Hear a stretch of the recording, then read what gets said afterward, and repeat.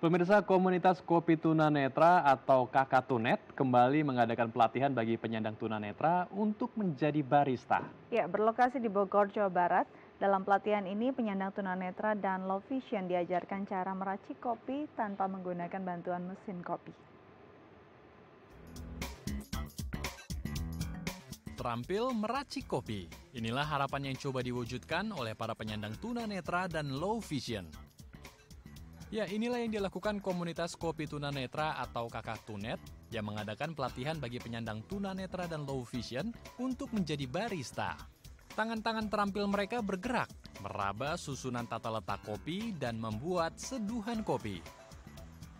Perbedaan metode pelatihan membuat kopi dengan kelas barista pada umumnya terletak pada orientasi mobilitas seduh kopi atau OMSK. Dalam sesi ini, peserta diajarkan mempermudah ruang gerak saat bekerja. Mereka didorong untuk menghafalkan susunan atau letak peralatan. Para peracik kopi juga diajarkan untuk menguasai proses penyeduhan secara manual atau tanpa menggunakan bantuan mesin agar tidak selalu bergantung dengan mesin kopi dan nantinya bisa ahli dalam membuat beragam kopi seduh seperti kopi hitam Arabica atau Robusta dan kopi susu atau kopi latte. Komunitas kopi tunanetra juga akan memberikan wadah kopi unik untuk modal berjualan, yaitu berupa gerobak kopi goes lengkap dengan tempat duduk layaknya gerobak sepeda.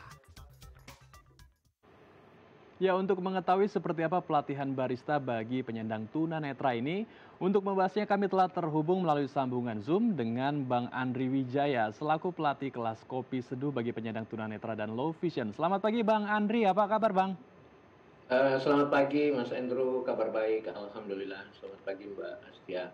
Selamat Baik, pagi. alhamdulillah. Bang Andri, ini mungkin bisa diceritakan bagaimana bisa menemukan ide membuat pelatihan menjadi barista bagi penyandang tunanetra dan kenapa Bang memilih profesi barista? Eh, apa namanya? 2018 saya berkesempatan bertemu komunitas tunanetra. Awalnya hanya untuk berkenalan. Dari pembicaraan ternyata 3 orang ini rekan tunanetra ini berprofesi sebagai apa namanya juru pijat ya, Pak Masas. Kemudian dia bercerita masalah-masalah di seputar dunia pijat, kemudian mereka juga mengeluh tentang banyak sekali perilaku-perilaku yang tidak baik terhadap mereka. Kemudian waktu itu saya spontan menawarkan kepada mereka untuk beralih atau memilih profesi lain selain dari tukang pijat. Dan mereka bertanya apa profesinya. Saya bilang menjadi peracik kopi atau barista. Belum ada kepikiran sama sekali waktu itu untuk melatih mereka menjadi barista, tapi saat itu spontan.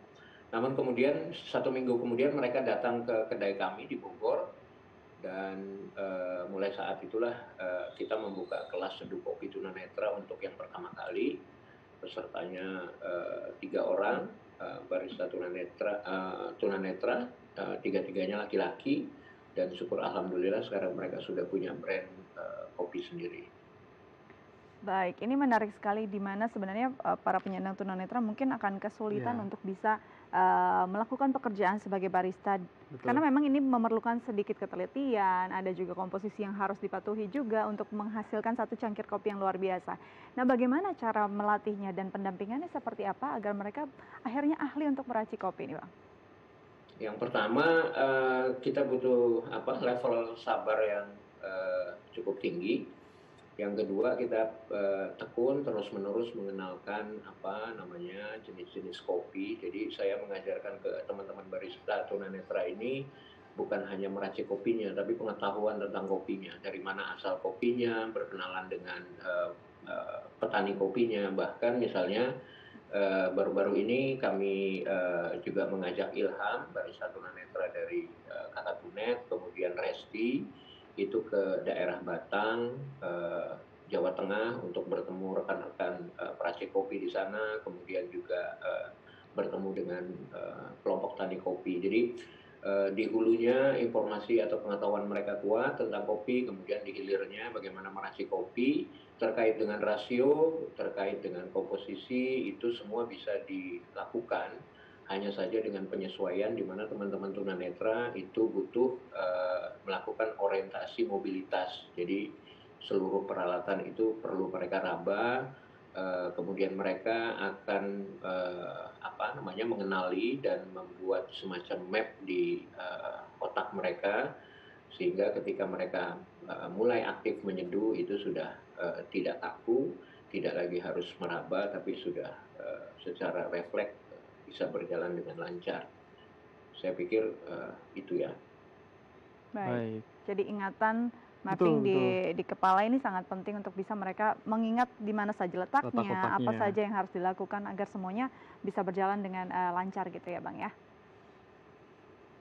Iya, betul sekali. Dan sensori mereka, sensori teman-teman barista tunanetra ini cukup kuat sekali, sensitif.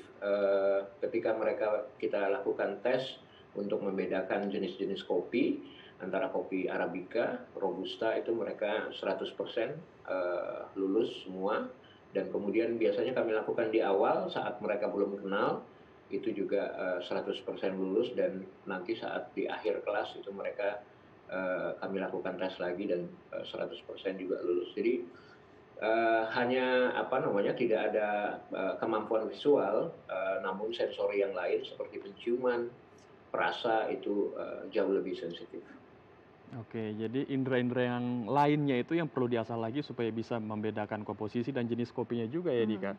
Lalu untuk tadi kita lihat di tayangan ada sebuah gerobak kopi goes, di mana gerobak ini juga dipakai untuk para penyandang disabilitas tunanetra untuk berjualan. Lah ini sistemnya gimana Bang? Apakah semua peserta diberikan secara gratis gerobak ini dan berjualan menggunakan alat tersebut atau seperti apa? Dan bagaimana sistem penggunaannya Bang? Jadi niat baiknya adalah semua dari 14 barista tunanetra itu akan kami upayakan untuk mendapat gerobak kopi goes, dan mereka sekarang sudah mulai menguatkan lagi branding kopi mereka. Mereka juga sudah terhubung dengan kelompok tani penghasil biji kopi yang berkualitas, mulai dari Kulon Progo, kemudian di Magelang, Jawa Tengah, dan di Batang, Jawa Tengah. Nah, gerobak-gerobak ini kami baru punya sponsor satu gerobak yang utuh, yang yang lengkap. Selain gerobak juga kami akan berikan lengkap peralatan seduhnya. Jadi barista tunanetra itu cukup berlatih meracik kopi yang enak berulang-ulang sampai mereka menemukan menu khas mereka sendiri. Kemudian mereka juga selain berlatih meracik kopi yang enak, mereka juga kami ajak untuk mampu berkomunikasi, menghadirkan cerita hangat seputar kopi, kemudian bercerita tentang dari mana asal kopinya, kemudian mereka juga kami bekali dengan keterampilan broadcasting, yang nanti rencananya akan disalurkan melalui podcast. Mudah-mudahan banyak teman-teman yang mendukung, kemudian bersama-sama mewujudkan kebutuhan untuk gerobak kopi goes.